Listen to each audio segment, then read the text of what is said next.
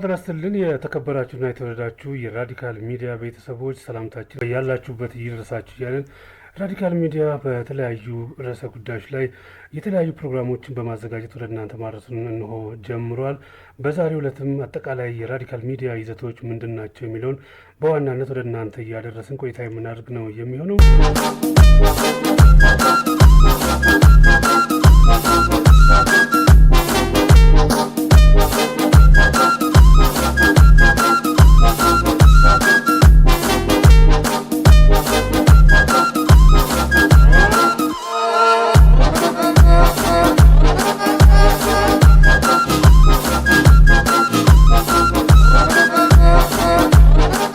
ከባልደረቦቻችን ጋር በጋራ ቆይታ የምናደርግ ነው የሚሆነው።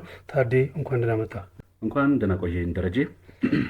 እንግዲህ ታዴ ቅድም እንዳነሳ ነው ራዲካል ሚዲያ በተለያዩ ማህበራዊ ኢኮኖሚያዊ ጉዳዮች ላይ ትኩረቱን አድርጎ በርካታ ፕሮግራሞችን ወደ አድማጭ ተመልካቹ ለማድረስ ዝግጅቱን አጠናቆ መጥቷል።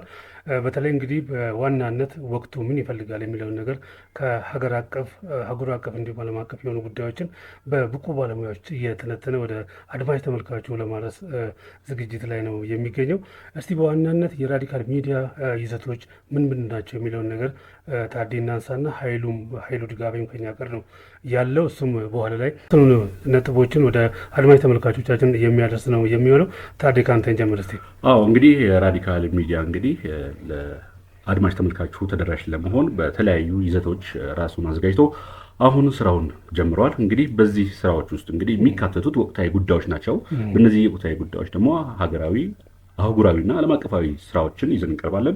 በተለይ ደግሞ የዜናዎችን ደግሞ ላይ ትኩረት አድርገን እንሰጣለን።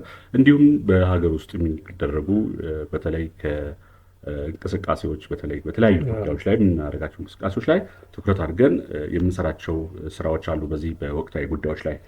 ሌላው በመቀጠል ደግሞ የምናቀርበው ያው የኢኮኖሚ ጉዳይ ነው። ኢኮኖሚ ዋናው የጀርባ አጥንት ነው ለአንድ ሀገር። ስለዚህ የኢኮኖሚ ጉዳይ ላይ በሀገር ውስጥ የሚከናወኑ የኢኮኖሚ እንቅስቃሴዎች ምን ይመስላሉ፣ በአህጉራችንና እንዲሁም በዓለማችን የኢኮኖሚ ሁኔታው ምን ይመስላል፣ በተለይ በአሁኑ ወቅት በምን ደረጃ ላይ እንዳለን የምናውቀው ነገር ጉዳይ ነውና በተለይ በጦርነቱ ስለዚህ ይህንን ባለሙያዎችን በመጋበዝ ትንታኔ በመስጠት ለአድማጭ ተመልካቾቻችን መረጃ የምናቀርብበት ይሆናል። እንዲሁም የራዲካል ስፖርት አለ። ራዲካል ስፖርት እንግዲህ በሀገራችን የስፖርት እንቅስቃሴ እንደሚታወቀው በርካታ ተመልካቾች ቁጥር ያለበት ነው። የስፖርት ሁኔታ ብዙ ተከታዮች አሉት፣ የሀገር ውስጥ የውጭም። ይህንን ደግሞ በሀገር ውስጥ የሚከናወኑ የተለያዩ ስፖርታዊ ክንውኖችን እንዲሁም በአህጉራችን አፍሪካ በቀጣይ ደግሞ በዓለም ደረጃ የሚከናወኑ ስፖርታዊ ዝግጅቶችን በጥሩ ፈጣንና በትኩስ መረጃዎች ጋር በመታገዝ ይዘን የምንቀርብበት ይሆናል። እንዲሁም ሌላው ደግሞ የራዲካል አንዱ ትልቁ ይዘን የምንቀርበው መዝናኛችን ነው። መዝናኛችን እንግዲህ በርካታ ሰፋ ያለ ስራዎች በውስጡ ያለ ነው። በተለይ ይሄ ደግሞ ከኪነ ጥበባት ጋር ከመጽሐፍት፣ ከስዕል፣ ከቅርጻ ቅርጽ ብዙ ነገሮች አሉ፣ ከቲያትር፣ ከሙዚቃ እነዚህ ነገሮች ስላሉ እነዚህን ነገሮች ባለሙያዎችን በመጋበዝ እንግዶችን በማቅረብ እንዲሁም ቀደምት የነበሩትን የኪነ ጥበብ ባለሙያዎችን በማስታወስ ስራዎቻችን አሁን የደረሱበት ደረጃ ምን ላይ እንዳለ ከሁሉንም በሀገር ውስጥም በሀገር ውስጥም ያካተተ ስራዎችን ይዘን የምንቀርብ ይሆናል እና ሌሎችም ስራዎች ይኖሩናል። ታዴ ቅድም እንዳነሳ እንግዲህ በርካታ ፈጣንና ቀልጣፋ መረጃዎችን ለተከታዮቻችን የምናደርስ ነው የሚሆነው። ቅድም እንዳልኩ እንግዲህ በዚህ ሶሻል ፕላትፎርም በተለያዩ አማራጮች ነው ወደ ተመልካቾች፣ ወደ አድማጮች፣ ወደ ተከታዮቻችን የምንቀርበው። ከዛ ውስጥ እንግዲህ በዋናነት የዩቲዩብ ቻናላችን አንዱ ነው። በሌላኛው ደግሞ በፌስቡክም ቶሎ እውነተኛ ትክክለኛ የሆነ መረጃዎችን ወደ ተከታዮቻችን የምናደርስበት ነው። በሌላኛው በኩል ደግሞ ቲክታክም አለ። ቲክታክ እንግዲህ አሁን እንደምታውቀው በርካታ ተከታይ ወጣቶችም ብሎ ሌሎች የማህበረሰብ ክፍሎች በደንብ የሚጠቀሙት ነው። ይህንን ፕላትፎርም ተጠቅመን መረጃዎችን፣ ፕሮግራሞችን ወደ ተከታዮቻችን የምናደርስ ነው የሚሆነው። እንዲሁም በቴሌግራምም በተለያዩ ፕላትፎርሞች እንግዲህ አማራጭ ይዘን መጥተናል።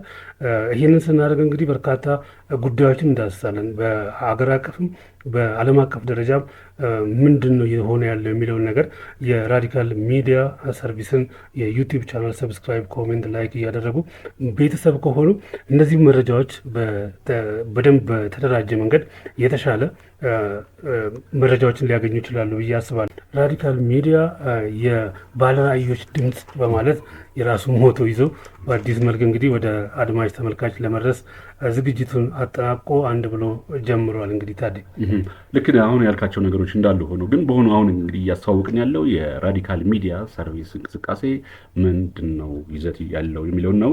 ግን በዚህ መሀል ላይ ግን አንዳንድ መረጃዎቻችንም ለአድማጮቻችን ብንገልጽላቸውም የተሻለ ነው ስላለኝ ነው። በዚህ ወቅቱ የበዓል ወቅት ነው እንግዲህ ታላቁ ፋሲካ በዓል ከፊት ለፊታችን ነው የሚገኘው። በዓል ሲነሳ ታዲያ አጠቃላይ መሰረታዊ ፍጆታዎች ዙሪያ ላይ የሚደረገው የንግድ ስርዓት እንቅስቃሴው ምን ይመስላል የሚለውን ነገር በተለይ በከተማ አስተዳደር ደረጃም በሌሎች ሀገር አቀፍ ደረጃ የአቅርቦት ጉዳይ በጣም አሳሳቢ ነው። እንደዚሁም ደግሞ ምክንያታዊ ያልሆኑ የዋጋ ጭማሪዎች ይደረጋሉ። በዚህ በዓል ወቅት እንግዲህ እነዚህ ድርጊቶች የተለመዱ ናቸው። በዚህ ዙሪያ የከተማ አስተዳደሩ መግለጫ ሰጥቷል። የከተማ አስተዳደሩ መግለጫ ሰጥቷል። እንግዲህ የትንሣኤን በዓል ምክንያት በማድረግ የአዲስ አበባ ንግድ ቢሮ የትንሣኤ በዓል ምክንያት በማድረግ በከተማዋ የሸቀጦችና አቅርቦት እጥረት እንዳይከሰት ራሱ ዝግጅቱን እንዳጠናቀቀ ነው እንግዲህ የቢሮ ኃላፊዋ ወይዘሮ ሀቢባ ሲራጅ ለጋዜጠኞች በሰጡት መግለጫ ላይ የገለጹት።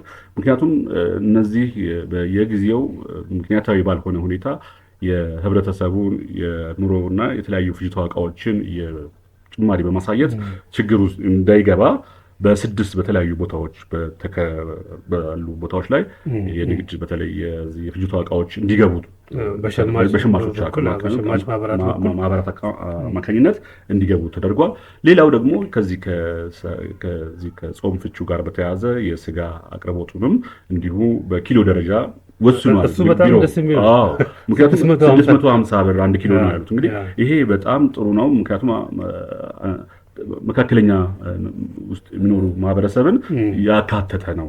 ምክንያቱም ዝም ብሎ ዋጋ መጣል ብቻም ሳይሆን ለዚህ ደግሞ የተለያዩ ቁጥጥሮች እንደሚደረጉም ነው ወይዘሮ ሀቢባ የተናገሩት። ምክንያቱም ከተለያዩ አካላት ጋር ነው ይህንን ስራዎችን እየሰሩ ያሉት እና በጣም ጥሩ ነው። በተለይ ችግር ካለ ለሚመለከተው አካል ማህበረሰቡ ጥቆማ እንዲያደርግ እሱም ተባባሪ እንዲሆን የሚል ጥሩ የሆነ ምላሽ ሰጥተዋል። በተለይ ለዚህ ለበዓሉ ተብሎ የተለያዩ ሸቀጦች የተለያዩ